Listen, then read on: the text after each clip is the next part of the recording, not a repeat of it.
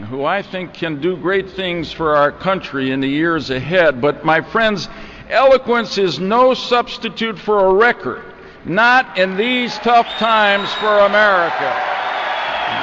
Who I think can do great things for our country in the years ahead. But my friends, eloquence is no substitute for a record, not in these tough times for America.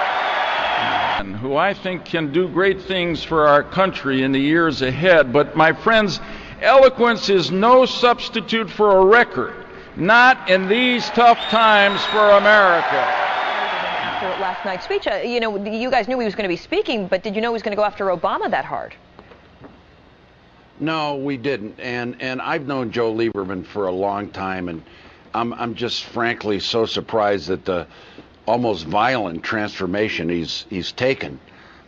Here he gets up there and criticizes our nominee, and then basically boosts the vice presidential candidate, who has views diametrically opposed to Joe Lieberman on issues like gun control, on abortion, on many civil rights issues.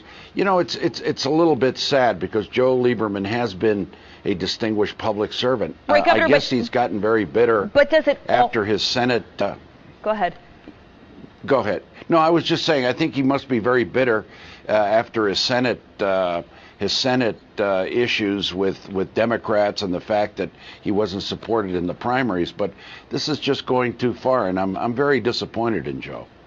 Does it almost bolster his argument in this way, that he's saying, I'm so concerned about the direction our country would go, about the need for the president to be able to lead, that I'm going to support John McCain, even though there are many, many things I don't agree with, even when it comes to his VP pick?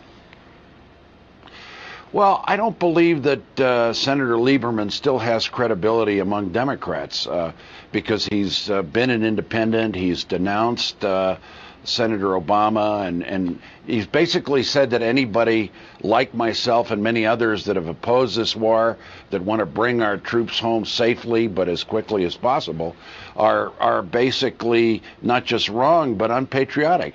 And I think that's turned a lot of Democrats and a lot of Americans off. So again, obviously he has a right to share and express his views. He has had a good record as a senator. I like him personally, but I don't think that attack he made last night is going to have much credibility, because if you look at the Biden ticket with Senator Obama, it's a ticket of good judgment, foreign policy experience, a record, a distinguished career both of them have had, and a new direction in our foreign policy and national security. And what Senator Lieberman has been pushing is a George Bush policy with John McCain, because they're exactly the same. John McCain has voted with George Bush 90% of the time. It's more of the same. I just want to ask you quickly, if we can, Sarah Palin's going to be the featured speaker tonight. A lot of buzz around her. If you were advising her, what should she talk about tonight? Focusing on the personal story or focusing on policy? I think she has to convince the American people that foreign policy, national security experience is something that obviously she doesn't have. And to have a vice president without those credentials is going to be a problem. I think she has to introduce herself to the American people, explain her national security philosophy. But again, it's going to be very tough with not having the ability to meet that threshold of national security experience. I know her.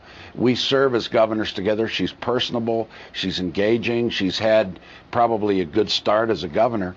But to thrust her as a vice presidential candidate without that national security experience is going to be very tough. And can she do it? Can she overturn that in one speech? I think it's going to be very difficult.